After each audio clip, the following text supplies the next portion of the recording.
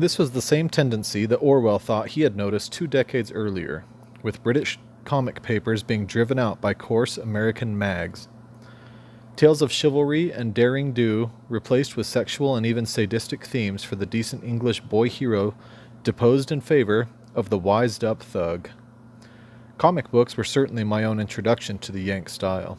In spite of endless parental disapproval and discouragement, I would sneak off to the corner shop and waste my pocket money on cheap Western and gangster stuff.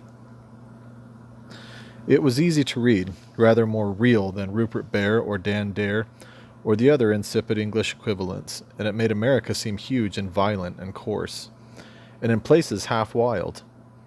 The newspapers and TV made it seem like that too. Presidents got shot, people got lynched.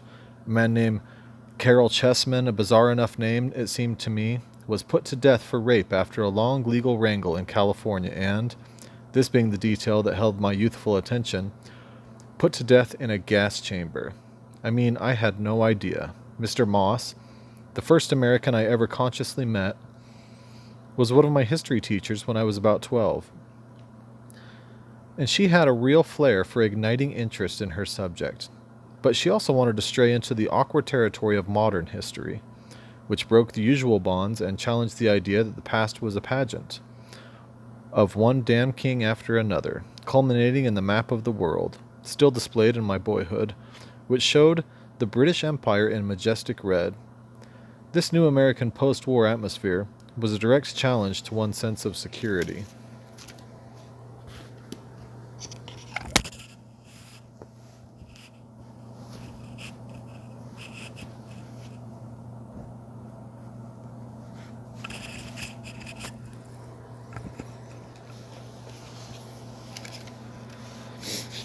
Such an impression wasn't corrected even by reading Mark Twain, who was presented to us as a children's writer only and who seemed to be depicting conditions of near primeval backwardness, or by watching the input that made the early days of television so exciting, The Lone Ranger, or Clint Eastwood as Rowdy Yates in Rawhide. So many cattle, so much emptiness, so many displays of homicidal ill temper. A little later I was captivated by West Side Story, and wrote home from school giving my parents a detailed summary of the plot. But they chose to pretend that I hadn't sent this, and on reflection I had to agree that the picture of New York wasn't a very alluring one at that. America seemed either too modern, with no castles or cathedrals, and no sense of history, or simply too pre-modern, with too much wilderness and unpolished conduct. One also, in our milieu, simply didn't meet enough Americans to form an opinion.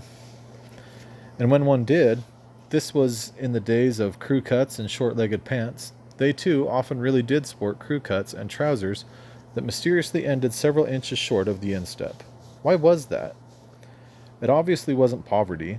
A colleague of my father's had a daughter who got herself married and found that an American friend she had met on holiday had offered to pay the whole cost of the nuptial feast. I forget the name of this paladin, but he had a crew cut and amputated trouser bottoms and a cigar stub, and he came from a place called Yonkers, which seemed to me a ridiculous name to give to a suburb. I, who had survived Crapstone. Anyway, once again, one received a Henry Jamesian impression of brash generosity without overmuch refinement. There was a boy at my boarding school called Warren Powers, Laird Myers, the son of an officer stationed at one of the many U.S. Air Force bases in Cambridgeshire. Trousers at the Lay School were uniform and regulation, but he still managed to show a bit of shin and to buzz cut his hair. I'm not a Yankee, he informed me. He was from Norfolk, Virginia. I am a Confederate. From what I was then gleaning of the news from Dixie, this was unpromising. In our ranks, we also had Jamie Auchincloss, a sprig of the Kennedy-Bover family that was then occupying the White House. His trousers managed to avoid covering his ankles also, though the fact that he shared a parent with Jackie Kennedy meant that anything he did was accepted as fashionable by definition. The pants of a man I'll call Mr. Miller, a visiting American master who skillfully introduced me to J.D. Salinger, were also falling short of their mark. Mr. Miller's great teacher feature was that he saw sexual imagery absolutely everywhere, and was slightly too fond of pointing it out.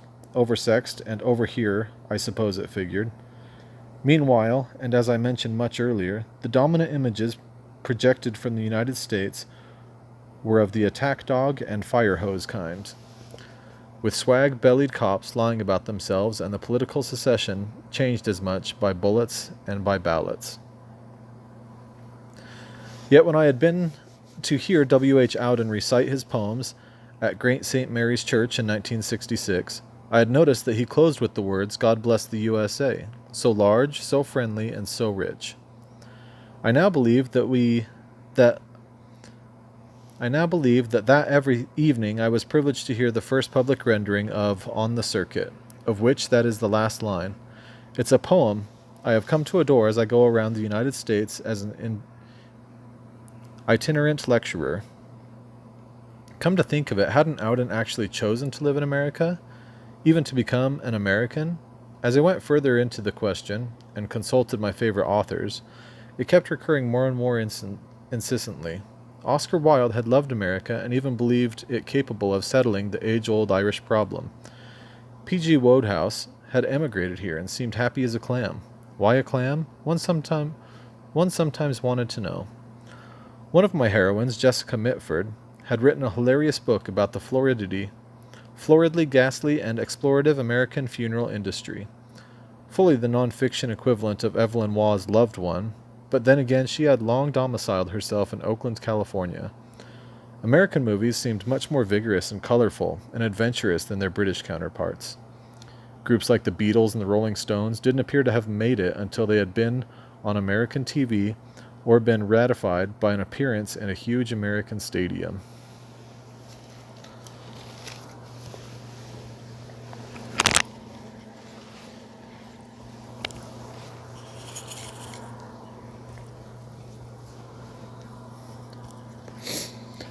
I couldn't quite square this at first with my revulsion from the America of drawling and snarling accents, and cheap fizzy soft drinks and turbocharged war and racism. But my two-track system must have begun churning away again, because not long after leaving Cambridge and arriving in Oxford, I began to have a recurrent dream. There was nothing especially subtle about it from the imaging point of view. I simply found myself somewhere in Midtown Manhattan, looking up at the skyscrapers, but the illusion was always accompanied by a feeling of profound happiness, and a sensation of being free in a way that I had never known before. American music and American culture were much more pervasive in England by then, and much more nonconformist than they had been in the early days of TV, so that I had an early exposure to the great conundrum that has occupied me since. How is the United States at once the most conservative and commercial and the most revolutionary society on earth? I may as well confess another thing. The Mamas and Papas had produced an album called If You Can Believe Your Eyes and Ears. Many, many fans were ravished by California Dreamin' and Monday Monday, and also by the bewitching sexuality of the female lead singer Michelle Phillips. But there was a single track called Go Where You Wanna Go, which, when I played it alone in my Balliol garret quarters, would almost guarantee that I would have to go out and walk restlessly around the quad before I could sleep, and then I would be very liable to dream and dream again. By then I was getting to know a good number of Americans, and it now seems odd and even sad to me that our engagement with one another was so purely politicized. I never asked them, for example, what life and culture were like in Ohio or Rhode Island or California, and they never seemed interested in saying the war, the bloody war all the time, and the civil rights struggle were the beginning and end of all conversations. The most charming and eloquent of the black Americans was a loquacious panther, who later became head of protocol for the city of Philadelphia. So while I did my stuff in helping my American comrades discredit the first President Johnson and then President Nixon, I quietly opened another front and applied for the Coolidge Atlantic Crossing, or Pathfinder Scholarship, awarded by Balliol College every year so that about 10 of us could be introduced to the American way. The endowing patron of this award, Mr. William Appleton Coolidge, was a direct descendant of Thomas Jefferson through the Randolph family of Massachusetts.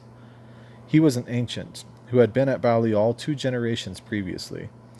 He had a sentimental attitude toward the college, and, if I may so phrase it, toward young Englishmen in particular. I was one of the winners of his scholarships. He crossed the seas as he did every year to run his eye over the new crop. A meeting was arranged in the master's lodgings. Coolidge was an imposing and craggy man whose trousers, mercifully, seemed equal to the task of shielding his shin and ankle from the vulgar gaze. I rather stupidly asked him if he was related to the president of the same name. "Why, no," replied Bill.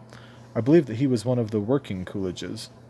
Once again, found oneself dealing with something or someone so large, so friendly, and so rich.